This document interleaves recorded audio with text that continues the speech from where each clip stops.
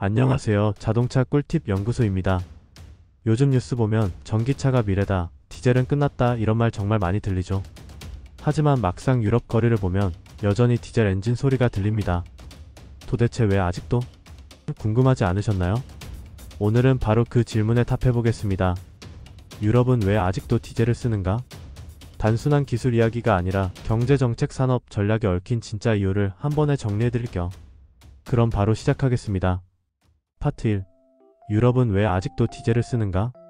전기차 시대인데 왜 유럽 거리는 아직도 디젤 소리가 들릴까? 주차장, 도로, 렌터카 회사까지 여전히 디젤 승용차가 절반 이상입니다. 놀랍게도 2025년 현재 유럽 주요 도시의 택시 및 상용차의 70% 이상이 디젤이에요. 유럽은 전기차로 가지 않았다. 현실적인 탄소 전략을 택했다. 결론은 디젤에 진하다. 그런데 의문이 생기죠. 한국은 디젤 퇴출을 외치며 전기차와 하이브리드 중심으로 빠르게 넘어갔는데 왜 유럽은 여전히 디젤 중심 구조를 버리지 못할까요? 연비 좋은 차 찾을 땐 디젤만 한 게 없었죠. 그런데 미세먼지, 환경 규제로 다 사라졌잖아요. 그렇죠. 한국이나 일본에서는 이미 디젤이 퇴출된 기술로 취급받습니다. 하지만 유럽은 전혀 다릅니다.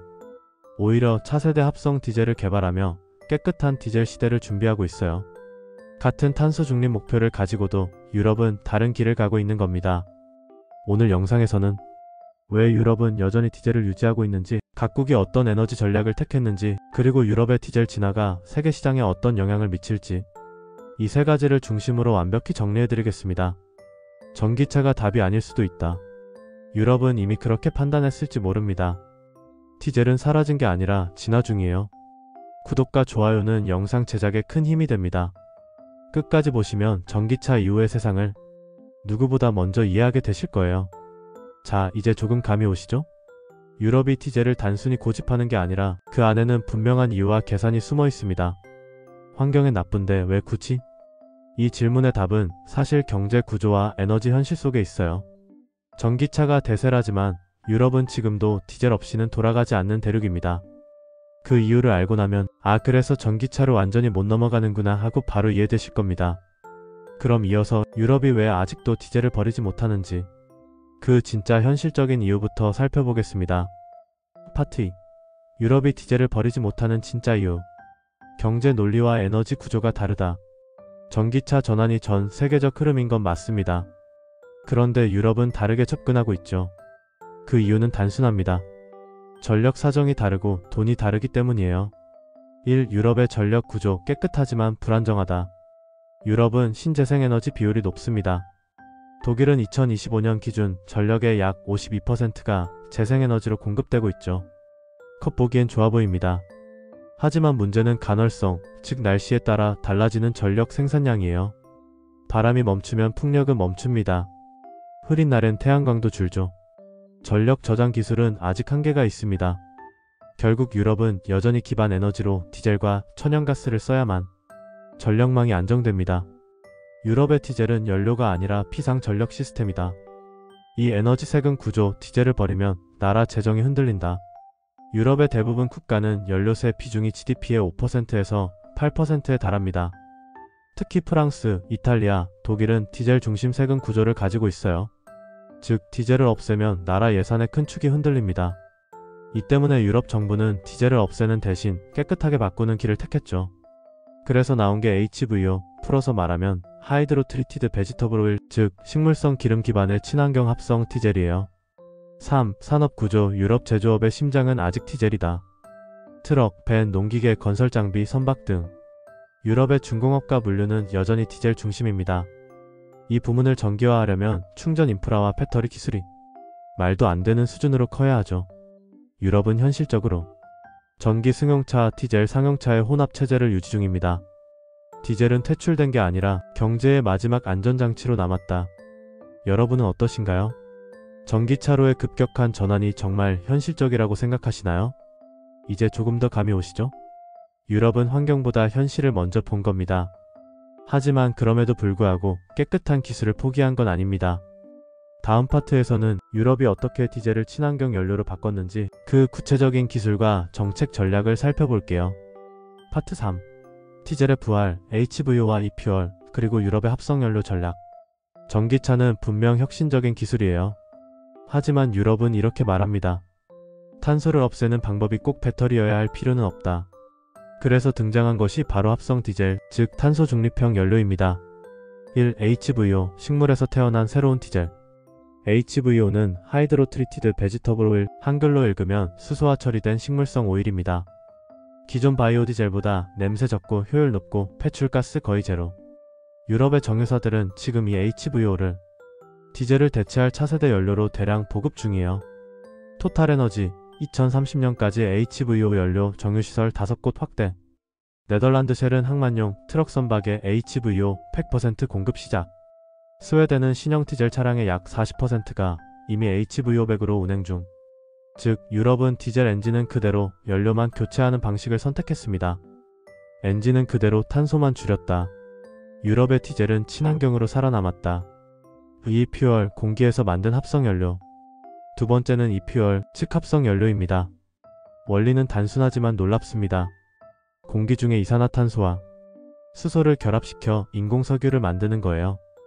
이 과정을 통해 만들어진 연료는 연소 시 다시 CO를 배출하지만 그 CO2는 공기에서 미리 포집된 것이기 때문에 결국 탄소 순배출량은 0, 즉 탄소 중립이 되는 거죠. 3. 포르쉐와 보시의 실험, 합성 연료의 현실화. 독일 포르쉐는 칠레에 이퓨얼 공장을 짓고 합성 디젤 가솔린을 실제 생산 중입니다. 리터당 가격은 아직 높지만 2030년까지는 1유로대 하나 1,400원 정도로 낮아질 전망이에요. 보시 역시 합성연료 전용 인젝션 시스템을 개발하며 내연기관의 부활을 준비 중입니다. 이들은 전기차 전환이 어려운 국가, 예를 들어 남미, 아프리카, 중동 시장을 위해 이 기술을 새로운 수출 전략으로 보고 있습니다. 4. 유럽의 선택, 배터리 대신 연료 혁신. 한국은 전기차는 친환경이라는 공식이 있지만 유럽은 이렇게 생각합니다.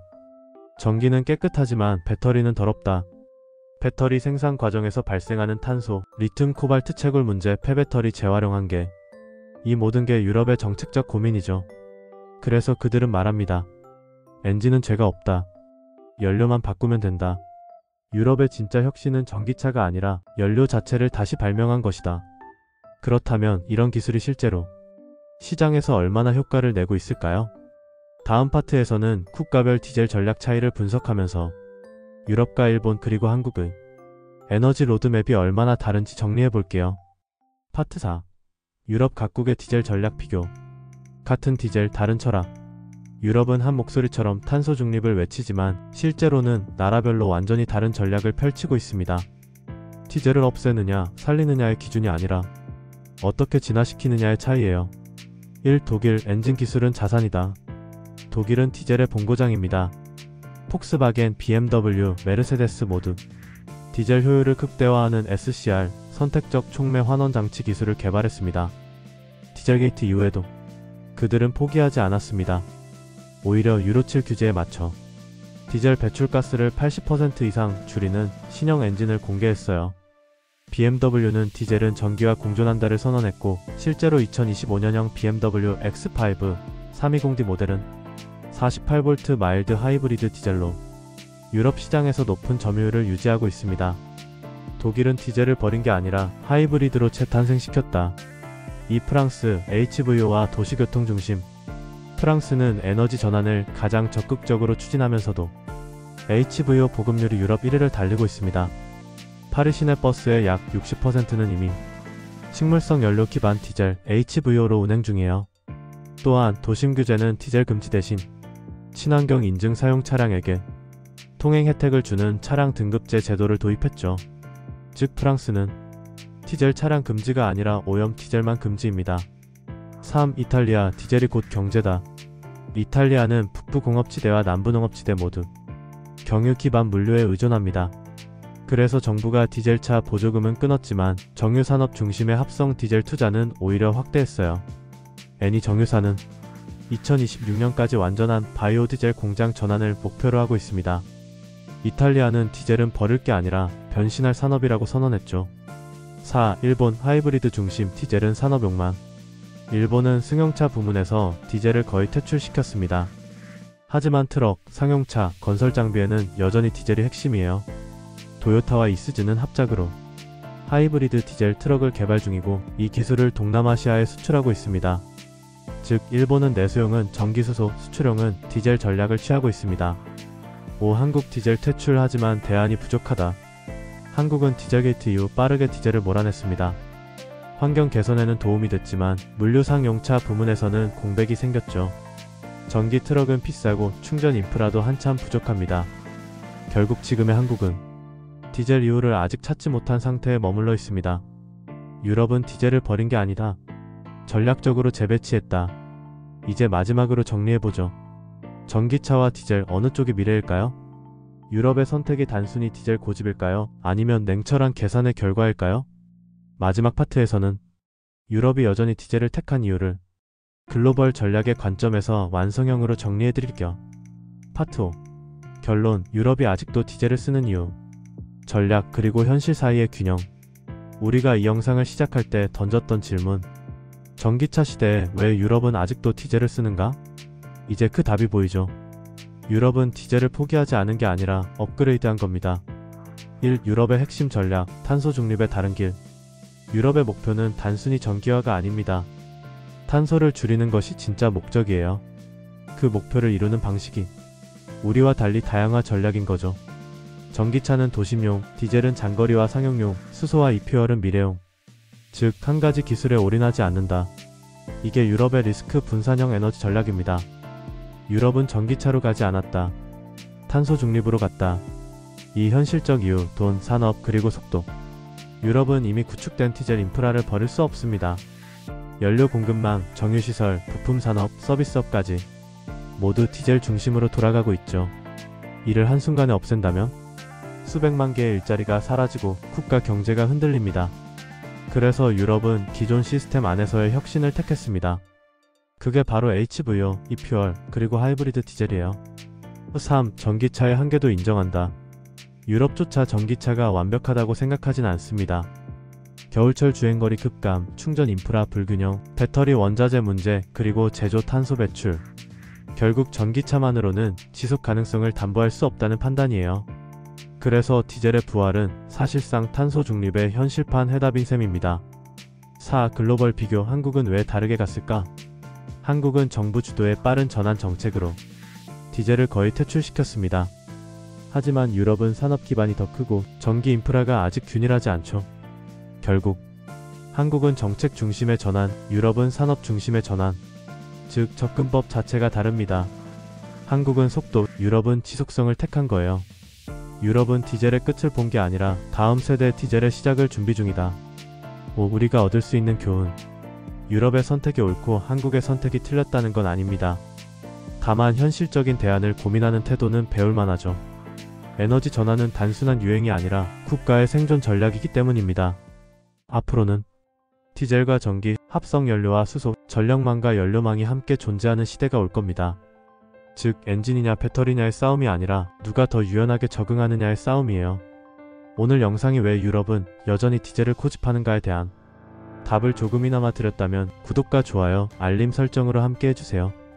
알고 보면 자동차는 단순한 이동수단이 아니라 한 나라의 경제기술 에너지 철학이 담긴 결과물이죠. 다음 영상에서는 홍보 대신 더 깊고 넓은 자동차 상식으로 돌아오겠습니다. 오늘도 안전하고 현명한 운전 되세요. 끝까지 시청해주셔서 감사합니다.